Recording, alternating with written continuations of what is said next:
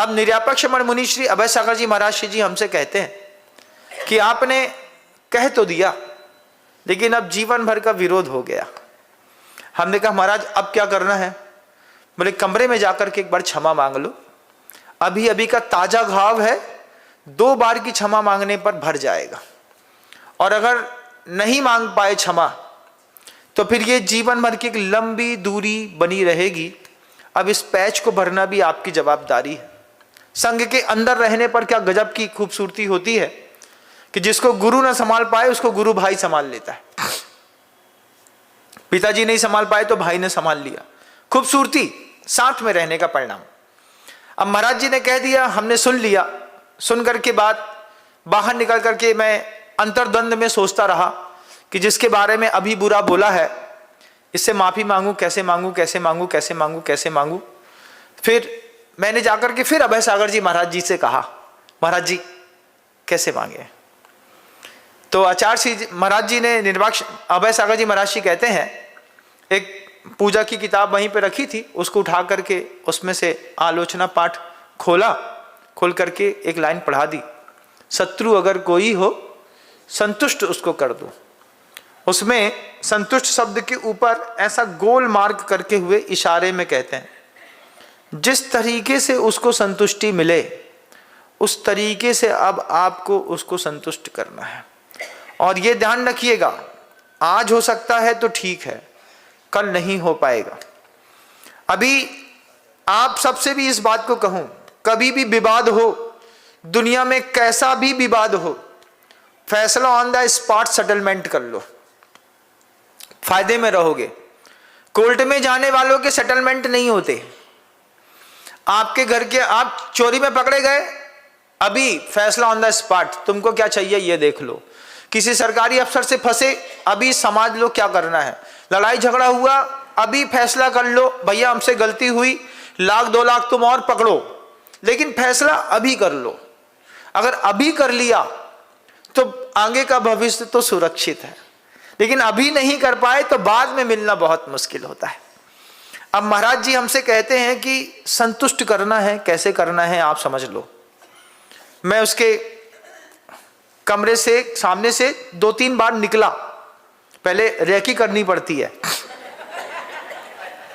भैया कौन बैठा है, क्योंकि चेहरा तो लाल है, अब गलती तो हो ही गई है, बोल तो दिया ही है। 2-3 बार निकला, निकलने के बाद अब उसके एक गेट से दूसरा गेट था, इधर से उधर जाने का रास्ता, तो एक बार इस गेट से उस गेट होकर के ऐसा निकल गया। हमने कहा हिम्मत नहीं हो रही, माफी मांगने में हिम्मत चाहिए, बड़ा कलेजा चाहिए, अपराध करने में नहीं चाहिए। अब इधर से उधर निकल गए, एक बार ऐसा देखते हुए फिर कमरे में आकर के बैठ गए, फिर अपने आप को बहुत मेकअप किया, चलो चलो चलो चलो चलो चलो हो जाए। गया, जाते ही साथ ही 5-7 लोग बैठे थे। हमने कहा भैया आप थोड़ा बाहर हो जाओ, मुझे बात करनी है। तो मुझको देखते ही साथ ही लोग बाहर हो गए। हमने एक दरवाजे की चिटकिनी बंद करी, हम कहा क्या है, हमने कहा 2 मिनट बात करनी है। दूसरी भी चिटकिनी बंद करी, फिर खिड़की बंद करी। उसके बाद बगल में आकर के हमने हाथ जोड़ करके कहा, सिर्फ हाथ जोड़ने से बात बनती तो कोई बात नहीं थी। आंख से आंसू निकाल करके हमने कहा, फिर हमसे गलती हो गई, हमको माफ कर दो। इतना बोलना बस था। और फिर वो जो बारिश बरसी है सामने वाले की, ले धमाधम ले धमाधम ले धमाधम, अब वो बाहर तक आवाज जा रही है। लेकिन मैं संकल्प करके गया था कि जब तक ये संतुष्ट नहीं हो जाएगा तब तक मैं आंसू बहाता रहूंगा, माफी मांगता रहूंगा, क्योंकि मुझे इस बात को यहीं पे खत्म करना है। मुझको आधा घंटा लगा, आधे घंटे में वो बात खत्म करके और हाथ जोड़ करके आया। उसके बाद वो साधु 5 दिन बाद खुद आकर के हमसे कहता है, हमको आपके साथ रहना है, आपके साथ रह करके हमको वो चीज सीखनी है जो आप किसी और से सीख करके आए। जीवन का सौभाग्य है जब आप ऐसे जवाबदार बनते हैं और किसी के जीवन में इस तरीके का बदलाव लाते हैं। वो हमसे 15 दिन बाद कहता है, कैसे हिम्मत हुई, इतने बड़े होकर के आप रो करके हमसे माफी मांग गए। हमने एक ही चीज कही, हमको काम खत्म करना था, हमको तुम्हारे मन में दर्द नहीं देना था, लेकिन बात रखनी थी, हमसे गलती हुई, हमको अकेले में रखनी थी, हमने सबके सामने रख दी। ये बात गलती हुई, हमको आज भी इस बात का दुख है। आज बहुत अच्छा प्रेम संबंध है। जब कभी भी कुछ होता है तो सबसे पहले वो ही पूछते हैं, महाराज सब ठीक तो है? हमने कहा सब अच्छा चल रहा है, सबका आशीर्वाद, सबकी सद्भावना एक साथ काम करती हैं। लेकिन 4 चीजें आचार्य जी के माध्यम से जो सीखने मिली दुनिया में, कि शीघ्र कसाय से बचो, तीव्र कसाय से बचो, दीर्घ कसाय से बचो और सूक्ष्म कसाय से बचो। गुरुदेव हम सबको समझा रहे थे और हम सबसे कहते हैं, क्या महाराज वो जो बारिश पानी कम टू द पॉइंट? हम लोग ने कहा हाँ चर्सी, कम टू द पॉइंट। वो कथानक में, उसी संवाद में मैं आपको निरंतरता बना के ले जाने का प्रयास करूं कि जब किसान, भगवान और किसान का संवाद चल रहा है और भगवान किसान से कहता है कि इस बार तुम्हारी मर्जी से बरसेंगे, जब तुम बोलोगे तब। किसान ने मई की गर्मी में सबसे पहले एक बार बारिश मांगी, जितनी मांगी उतनी देर के लिए पानी बरस गया। मई में पानी बरसा, मिट्टी फूल गई, किसान ने खेत में खेती के लिए हल डाला, पूरी मिट्टी इधर से उधर कल्टीवेट कर दी, कम मेहनत में काम हो गया। कोई बात नहीं, अब किसान कहता है अब धूप चाहिए। धूप आ गई, मिट्टी बिल्कुल सूख गई। अब वो 1 महीने बाद कहता है पानी, 3 दिन तक पानी गिरा, बिल्कुल जितना किसान चाहता था उतना साफ सुथरा मीठा पानी गिरा। उसके बाद किसान ने कहा पानी रुको, पानी रुक गया। उसने बीज फेंके, बीज फेंकने के बाद बीज को नमी में जाने के लिए, अंदर जाने के लिए थोड़ा सा वक्त लाइए। उसने कहा हल्की मध्यम धूप, तो बादल आ गए, हल्की सी धूप आने लगी। किसान ने धीरे धीरे उसका विकास करना शुरू किया, थोड़े से पौधे अंकुरन बाहर आया, मध्यम बौछार, बिल्कुल रुमाल रुई के जैसी हल्की हल्की बौछार हुई, नमी अंदर तक गई, फुहार चली और फसल ने अंकुरण छोड़ करके बड़ा होना शुरू किया। और देखते ही देखते कमर से भी ऊंची फसलें यहां तक पहुंच गईं। किसान अपनी पूरी फसल को देख करके ऐसा खुश कि एक बार निर्णय हमारे हाथ में आया और हमारे खेत इतने सुंदर और जवाबदार दिखने लगे। भगवान के पास जाकर के कहता, देखो तुम्हारी और हमारी करामात में अंतर।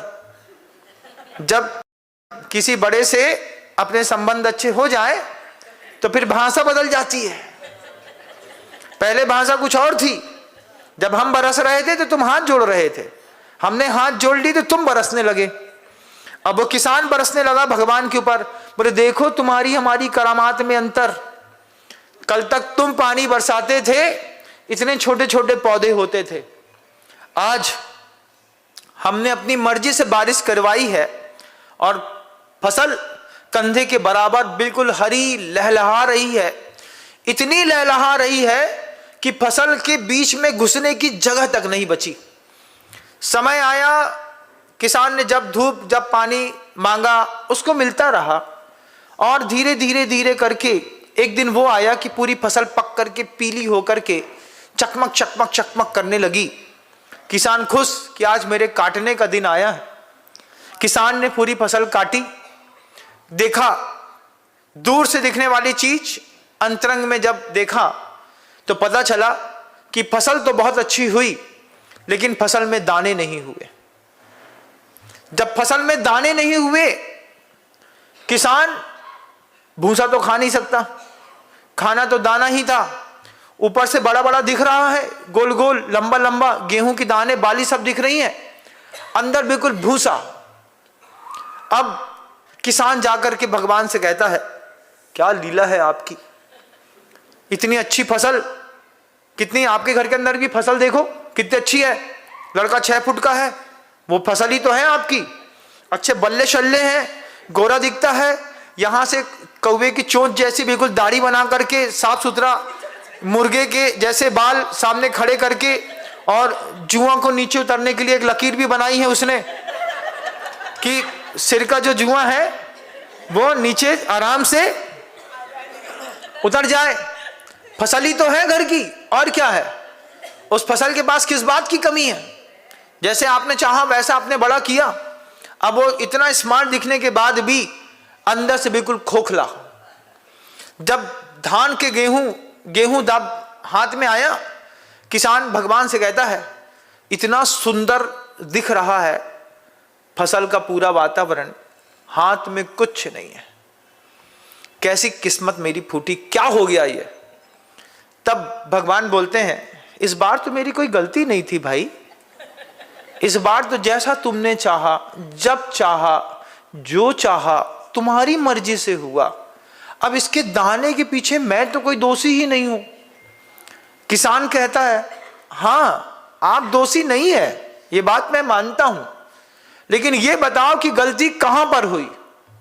बोले जब मैं बरसाता था तो तुम्हें तकलीफ थी कि हम पानी बरस जाए, कभी ओला गिर जाए, कभी पूरी फसल नीचे लेट जाए।